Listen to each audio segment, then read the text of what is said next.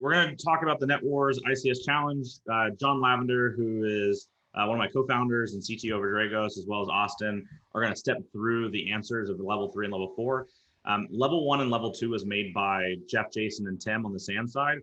It'll still get released out, but seeing how we had Austin on here and John, who are intimately involved in level 3 and level 4, and it was built on a live range, it was a more complex scenario. Wanted to make sure that we could walk through it for everybody. Before that, though, we need to announce winners, and I don't make you wait through all the answers to figure out, I got that one right, I got that one wrong, how many points did I get? We'll go through the winners first, and then Austin and John will step through it. So next slide, please, sir.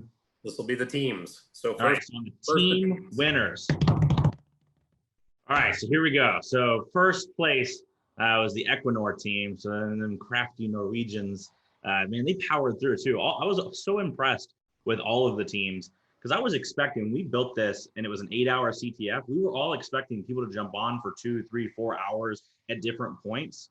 The top winning teams were all start at and then powered in 5, 6, 7 hours straight into the competition. Fantastic. The K-Pasta Zombies and Taco Bell is a COVID vaccine, which is something I didn't want to have to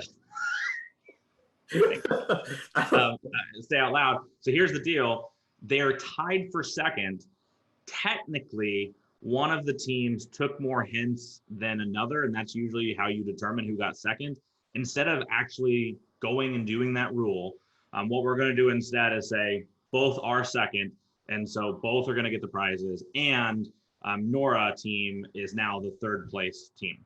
So first place is Equinor, tied for second is K-Pasta and Taco Bell, and third place is Nora. And then hopefully you can find your teams on there and how you ranked as well. So congratulations to those folks. Tim, why don't you tell them what they won? So it was going to be the members of Team 1 and Team 2. We're all getting ICS challenge coins. As Rob pointed out, first, second, and third, because there was a tie, all members will be receiving a challenge coin. Normally, we would all be in a room together. We would applaud you. You would come up, take pictures with the scoreboard, and we would hand you your challenge coins on the spot.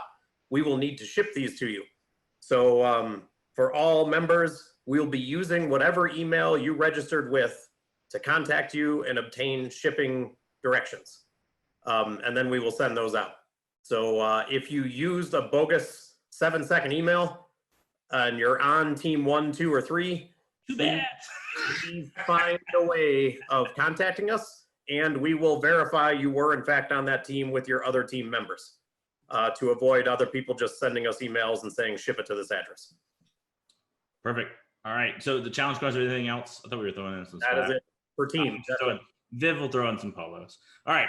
All right. So first place and the rest on individuals. Tim, over to you. This is the big one.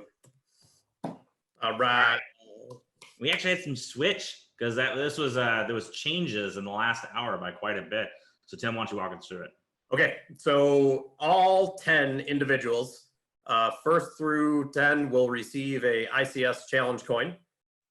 The first through 5th place, so Ice Bear, NWSA, Wojen, Dubsy, and BN, you will all receive a voucher to attend a SANS SCADA Summit, typically chaired by Rob or myself in person.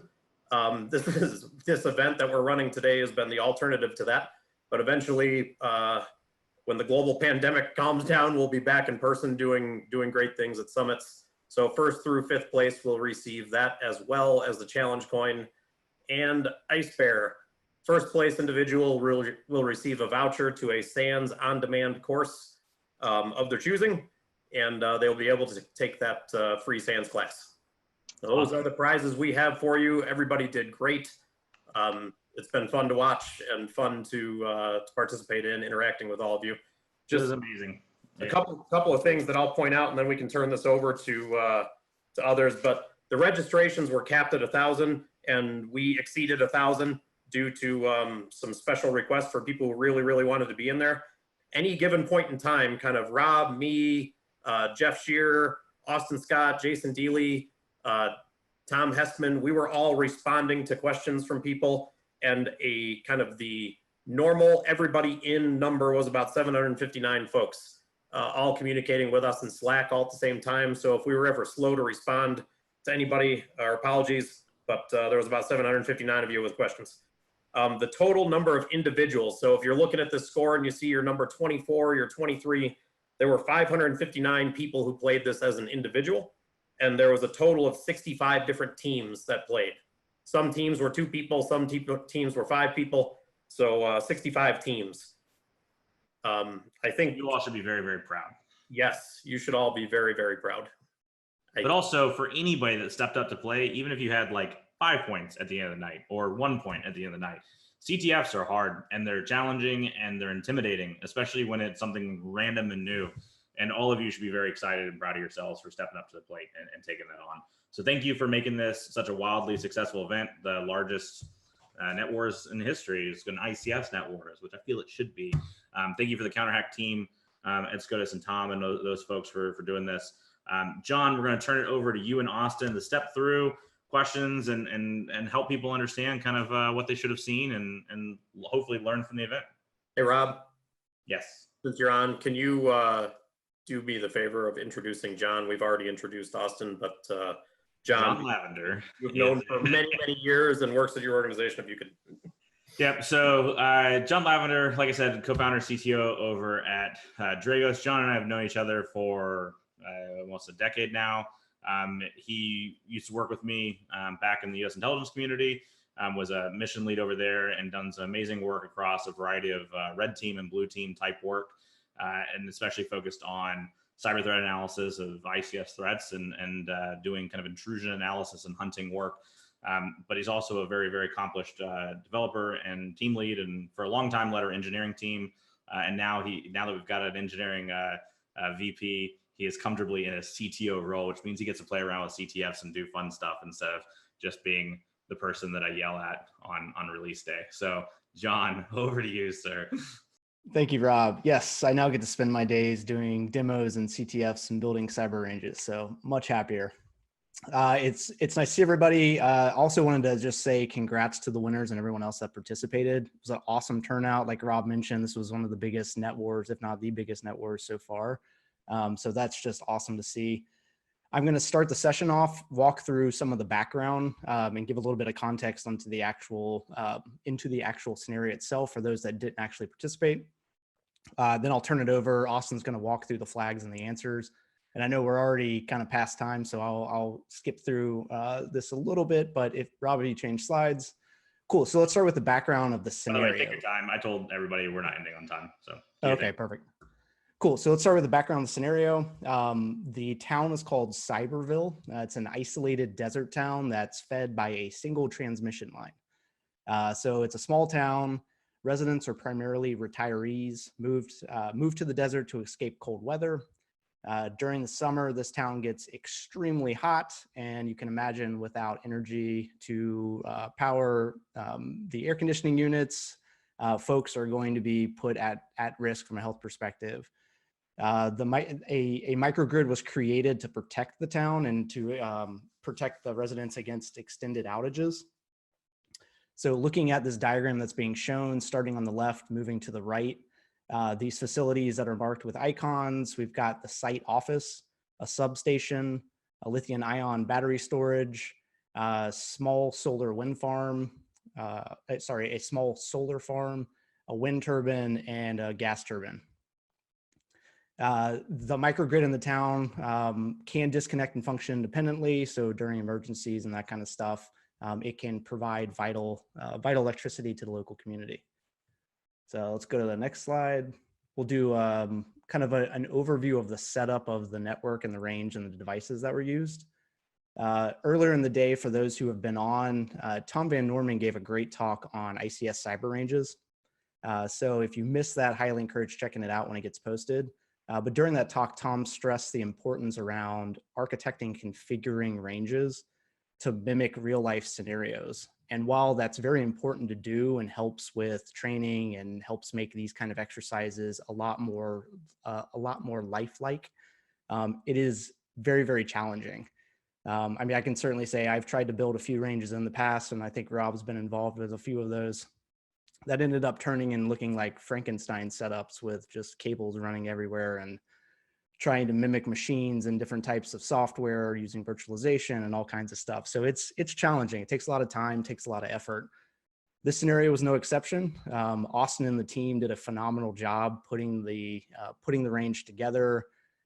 They had devices that they had to use. So those who participated probably picked this out already, but they had everything from a Siemens S7 PLC, Schneider Electric HMI, Rockwell Control Logix PLC, an SEL feeder protection relay, and then they also use several other physical machine like laptops, desktops, and then a lot of virtualization as well to put the scenario together.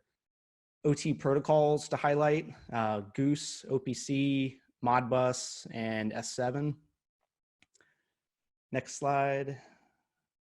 So a little bit of context around the incident itself. So there was a bit of a dialogue that went into this. So I'll read a part of this off, which is on Tuesday, April 28th at 3 a.m., the microgrid experienced an unplanned outage that lasted several hours. So during the incident, operators of the gas generation plant experienced a total loss of view, as well as a loss of control of the gas turbine.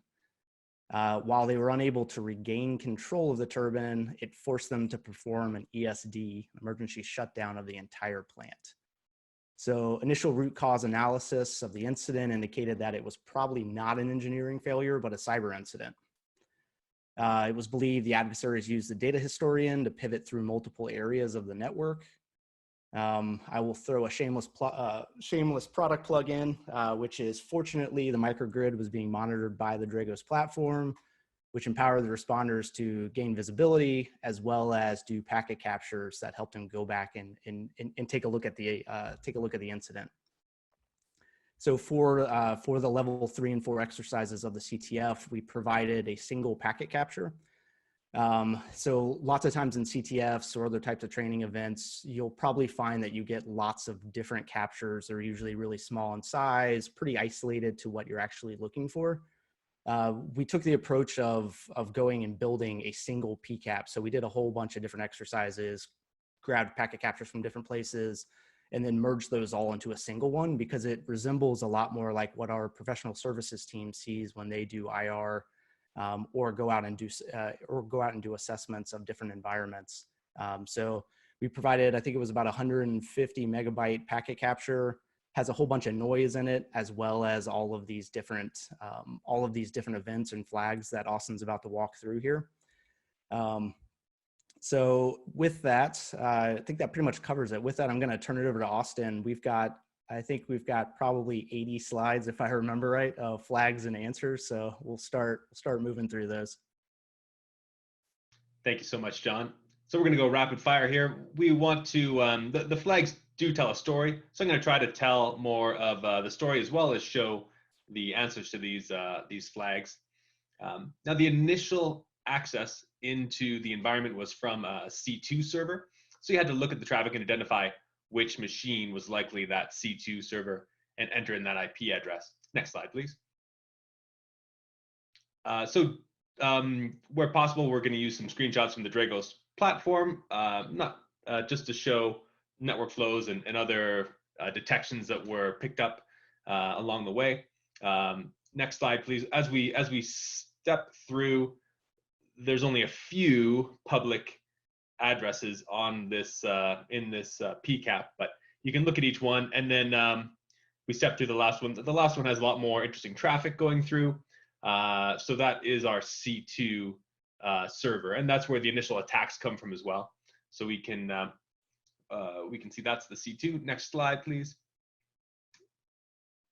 So the C2 server was able to send a magic ping to the Digi, which caused its firewall to drop and allow other ports to be exposed. So we've seen this kind of thing, this magic ping, in other radio devices and other vendors and things like that. It's not something that's necessarily in the Digi. There's nothing wrong with the Digi. We targeted here just because we had one kind of lying around, but they're great products. And just like any product, if you secure it properly, if you configure it properly and keep it up to date, it can be a good remote access solution. But in this case, the adversary leveraged this to get into the ICS network. So for this exercise, you needed to look at the traffic coming from the C2 server, targeting that device, And there was an ICMP packet that had the flag in it, a ping that had a payload that would cause the firewall to drop on that device. And this is something we've seen in the wild on other devices. Next slide, please. So once they had dropped the next slide, there we go. So there's the actual packet capture with the magic ping being sent to it over ICMP. And it's got some interesting aspects to it. Next slide, please. So once the firewall was down, the adversary still needed to gain access to that cellular modem. So they took advantage of a bypass vulnerability in the device that allowed them to pull the passwords off of the device. So the next slide, please.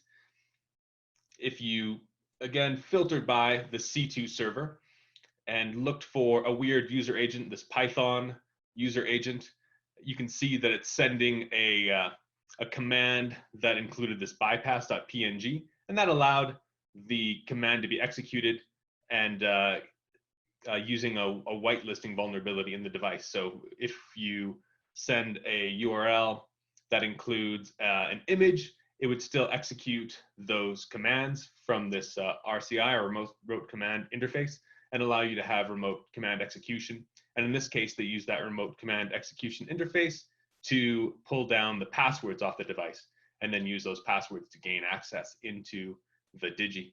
Next slide, please.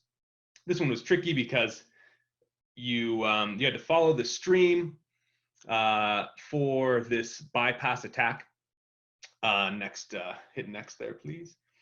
And then you would see in that stream a base 64 encoded file that was downloaded. And if you decoded that, next slide, please, you would see the flag off bypass in the actual password file. So that was how they were able to solve that one and get the initial foothold into the ICS network. Next slide, please. And this is the view from the Dragos platform as well. With a query-focused data set, we can see those commands being sent to over HTTP to that device. Next slide, please. So the adversary needed to modify the firmware slightly in order to allow their beacons to pass through the device. So they were able to, once they gained access to the Digi, they were able to upload a Python file that allowed their beacons to pass through seamlessly. So we needed to identify that file that was uploaded and then look at the source code to determine the flag. So next slide, please. So in this case, they actually switched out to another team. So it was a bit of a curveball on this. There was another team that deployed this payload from a different IP address in the C2 server, where they uploaded this file, and then they used that payload to pivot through the network. So next slide, please. And we can see it here. There's the payload being uploaded, a file called digibot.py. And if we look at the source code, if you look at the contents of that file that was uploaded, you'd see the flag. Next slide, please. And there it is. Kybright was here. Next slide. So flag 5, post-exploitation tools. And this is something we see often from adversaries and activity groups that we track and that we've seen some DFIR reports on, is once they gain that initial footprint, they'll move a lot of their tools onto that network. You can't really do much without having tools. You can only get so far. So they'll copy a lot of tools into a Windows machine and then use that to do things like pull passwords out of memory, things like Mimikatz and other tools. So in this flag, we're asked to look for any kind of unique tradecraft that might be present. So next slide, please. If you filter by the HTTP traffic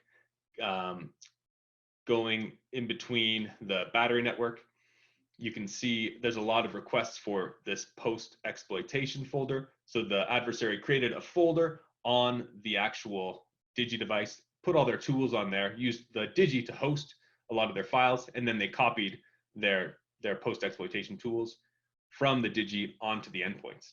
So next,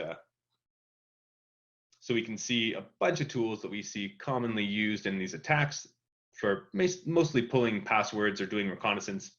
And once those are copied across, there is this one piece of unique tradecraft called %21, which is the bang symbol. Nothing to see here .cmd. And within that command, it's a way of automating all of these other tools that they download for pulling passwords. So it's a low-level operator could run that script, get the credentials off that machine, and then pivot or pass it off to another team. And inside that script, next slide, please, there was the actual flag. These are the droids you are looking for. Next slide, please. And oh, here's that hit as well from some of the post-exploitation tools. We got a Mimikatz alert. Next slide, please. Where's the Schneider HMI? So here we need to identify what device on the network is used as the HMI in the battery network. And this is also the initial footprint, so it makes it kind of easy. This is where the adversary moved all their tools, their post-exploitation tools as well. So next slide. And you can look at this by sorting by conversations in Wireshark and just seeing what's talking on Modbus port 502, or looking at an overview of the network traffic. If we go to the next slide, we've rendered this in the Dragos platform. You can see all of these devices are talking to, all of these PLCs are talking to this one device 10.10.10.3, which is the actual Schneider HMI. So you look at the traffic, or you look at the way the files were moved, you will identify that HMI. Next slide, please. Brute forcing the username. Now this is how they got their initial footprint on that 10.10.10.3 device. They, from the Digimodem, they did an SMB brute force attack to identify or try to break into that endpoint. So next slide, please. If we look and filter our traffic by SMB traffic and from traffic in the battery network or SMB command 73, we can see when the adversary was trying to brute force or log into that machine. Next slide, please. And here we can see with that filter, a lot of the session setup and X requests for that user. My user is a flag, and that's the username. That's the flag for this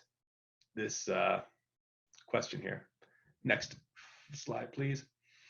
So after we find out the username, we need to also uncover the password that they used, which is a bit tricky. A lot of people struggled with this one, including myself when I was setting it up. Next one.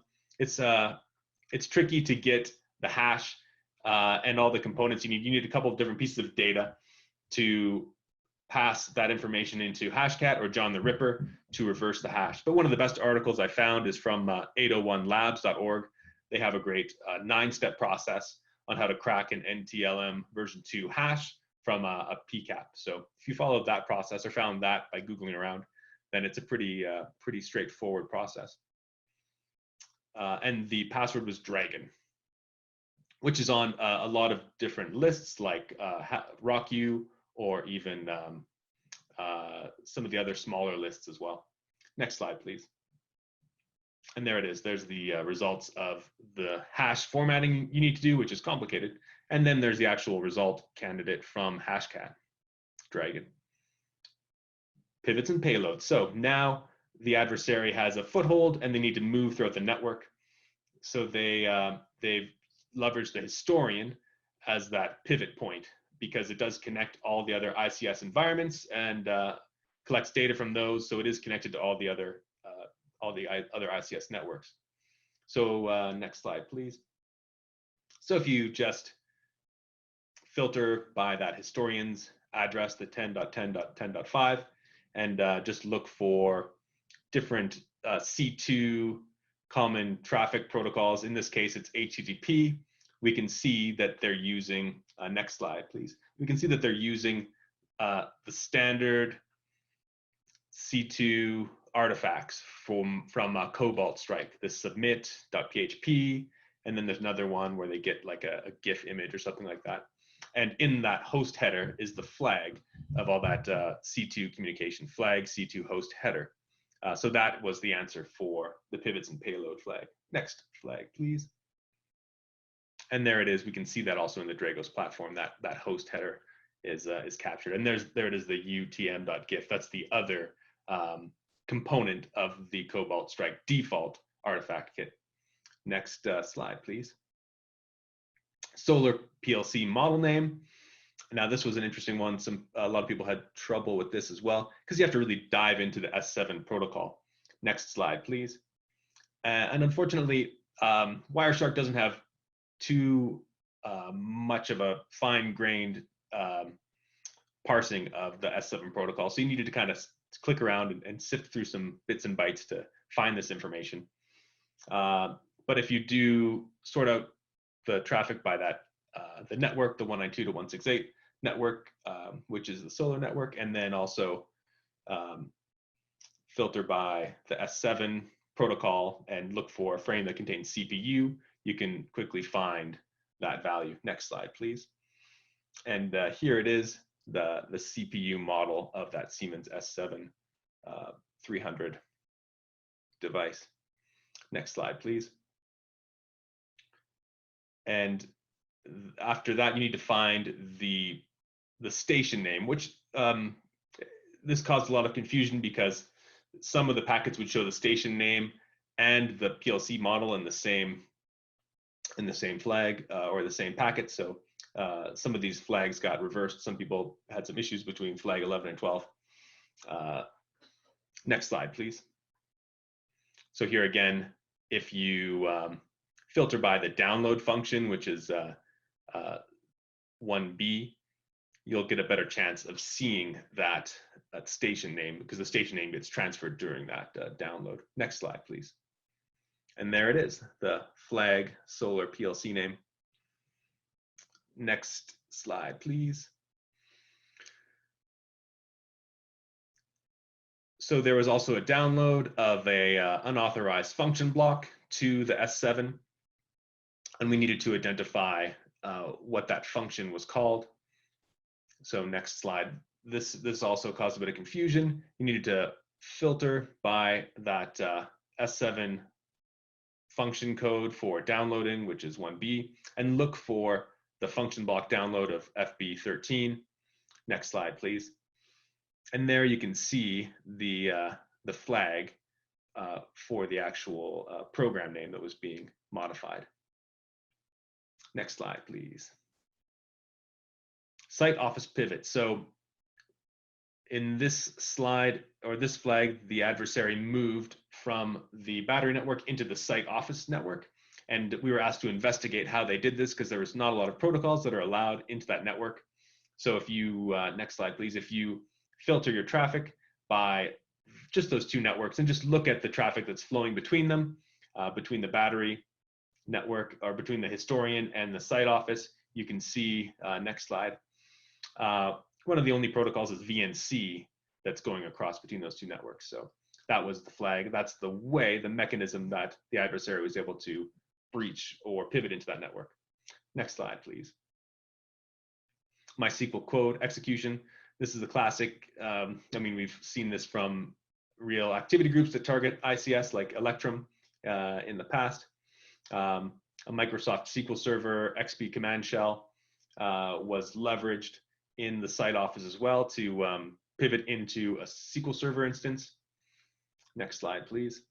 So if you, again, filter by that traffic, or filter by the traffic on that network and look for any kind of MySQL server port information on 1433, and look for XP command shell in those commands, you'll be able to identify that is being used. And that's actually the flag for this, the flag value for this question. Next slide, please. And there it is, XP command shell. It's in Yeah, there it is down in the packets below. Next slide, please. And there it is, the alert we saw in the Dragos platform as well for the XP command shell observed possible pivot. Next slide, please. And clear text authentication. We wanted to capture this. We can see there was a some FTP protocols being used and credentials being sent in the clear. So next slide, please. And if you just filter by that site office network and look for FTP traffic, you'll quickly find that flag. Next slide, please. And there it is. Dragos, it's in the clear, is the password, which is the flag for this question. Next slide, please. New SMB shares and users, again in the site office network. They were enumerating the shares, trying to grab and exfiltrate data, and they discovered some secret file. So we needed to look at the packet capture and identify what was exfiltrated from that network. Next slide, please.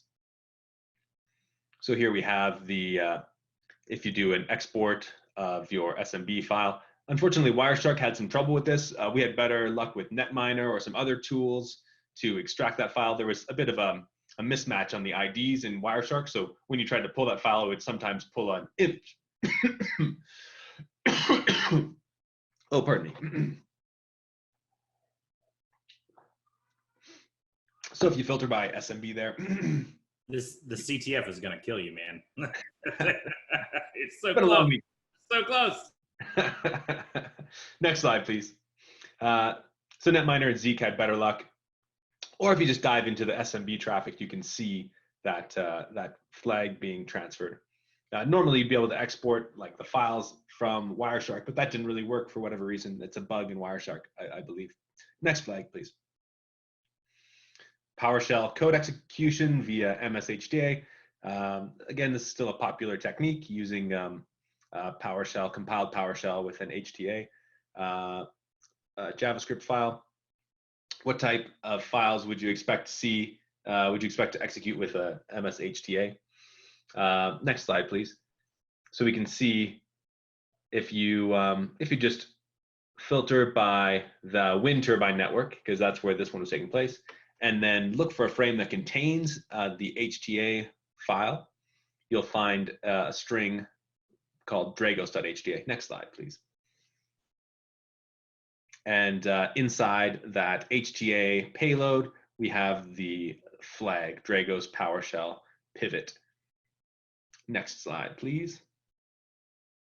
And PS exec detection. Now here, we needed to call out the mechanism they used, or the executable used to do the PS exec pivot in the network. Next flag, please, or next slide, please.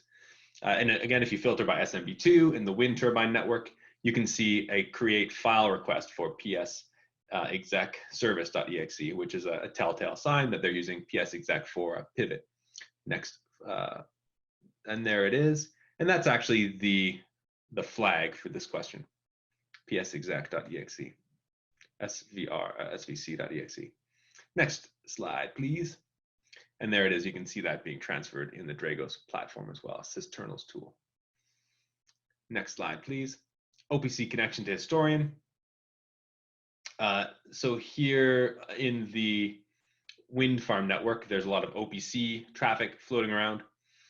And the adversary appears to have reconfigured the flow of traffic to allow OPC in and out of that network. And they were doing some OPC enumeration as well, which kind of looked like reminiscent of a Havix type behavior, sorry. And we were asked to investigate these messages related to the wind farm real-time data connection. So next slide, please, sorry. And here, if we just filter by that network and just look at the DC RPC, which if you did some research on OPC, that's how Wireshark typically sees OPC traffic, or the older OPC DA 2.0 traffic would be would look like remote procedure calls. Next slide, please. And here, if you sift through, it's a bit of a needle in a haystack kind of question, but if you sift through some of these DCE RPC calls, you can see they do a lot of enumeration. They look at a number of different OPC servers that are available, and then they connect to this one that has an obvious flag in it. The OPC flag is here, so look no more is the actual flag embedded in that OPC server. Next slide, please. So moving on into the balance of plant network, into the gas turbine network, we're asked to investigate the serial number of the turbine PLC that was impacted, that created that loss of view, loss of control event. So we can see, or we're told that that serial number is passed over the SIP protocol. And if we, next slide, please, if we filter our traffic by that network and the SIP protocol, or even get down into the get attributes service code, which is sip.service equals 81, or even sip.attribute equals 6, which is the device serial number, we can quickly filter out and find that serial number. Next slide, please. So here we filtered it out, and we can see in Wireshark that it does a great job parsing the Rockwell SIP protocol, and it's telling us the serial number is that hexadecimal value there. And that's exactly what the flag format was expecting. Next slide, please. And there it is in the Dragos platform, and we can see the serial number is also listed on that device attribute.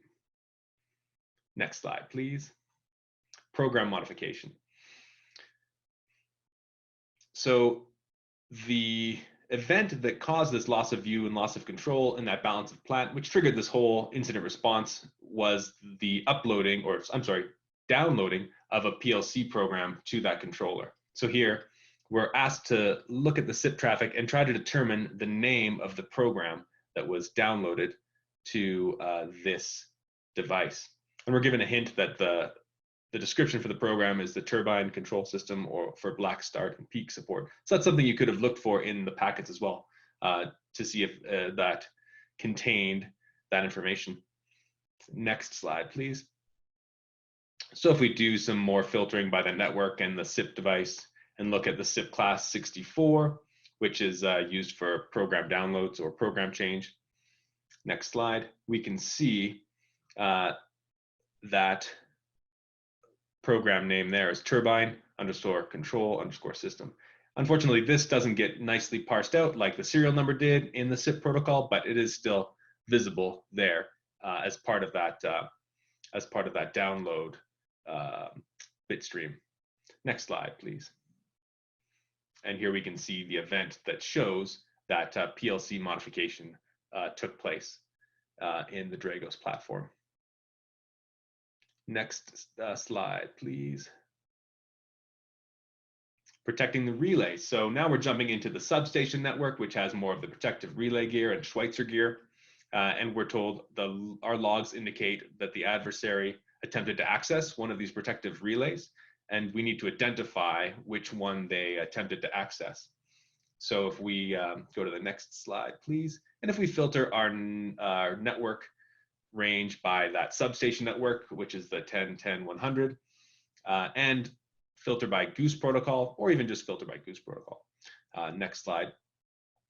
We can see the flag is in the Goose ID, or in the station ID for that Goose protocol. A lot of people hadn't heard of Goose before, or didn't really know what it was, and it's an odd protocol as well. That doesn't really, I mean, it is parsed nicely in Wireshark, but a lot of people had trouble finding this one because of the way the Goose protocol works. Next slide, please. Why so serial? Now, serial number used by that protective relay. Unfortunately, it's not something that was transmitted over the Goose protocol, but if you looked at the telnet traffic to that device, next slide, please, you could see this is where the adversary attempted to log into that device and attempted to log in with a few failed passwords. But during that attempt, when they're logging in, the serial number is listed in that telnet session. So next slide, please. And here we can see that serial number going over the clear in the telnet session. Telnet session, not telnet. Next slide, please. Hidden backdoor. So we believe the intruder left behind backdoor access for assurance. So here we're looking for an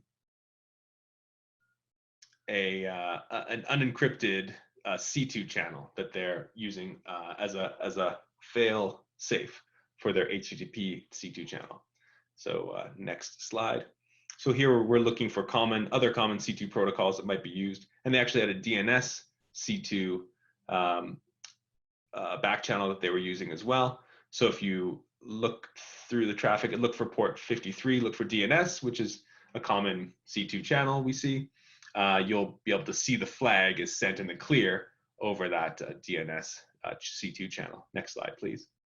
And there it is, just filtering by port 53, filtering by DNS, we can see there's our Dragos hidden backdoor flag. Next slide, please. Classics never die. Finally, the intruder pivoted into this Windows XP machine, a very old legacy machine in the solar panel network, and they used a well-known exploit to compromise the machine. And they were asked to identify the DLL that was passed before the intruder obtained an encrypted session. So if we, next slide, please, if we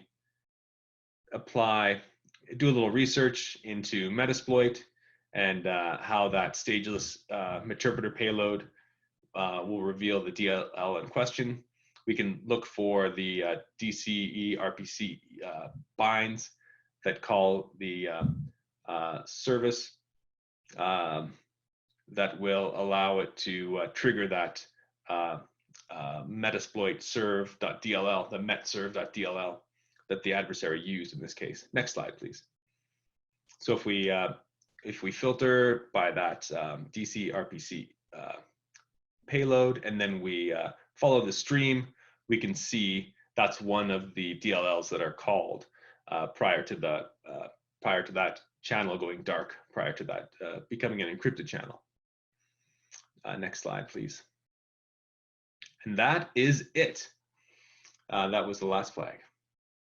Thank you everyone for participating, and congrats to the winners. Thanks everybody for being part of this. This has just been overwhelming and wonderful.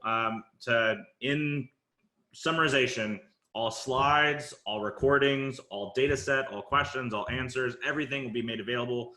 The easiest way is to check the email that you used to register for the conference. We'll be blasting out to everybody when all the materials are available. You probably see it on social media and otherwise, but email is definitely a good way to get it. And that way you can get everything, and everything will be available to you. Tim and I talked about it, and we will be doing this again in the future. And so we don't know exactly the time or date now. I think everybody is just ready to pass out and sleep for a couple of days. But sometime next year, we'll end up making this an annual event where Dragos and SANS partners together to put on a completely free virtual conference. That way people around the world can all participate in really cool technical materials to learn and get more excited about our ICS and an industrial community.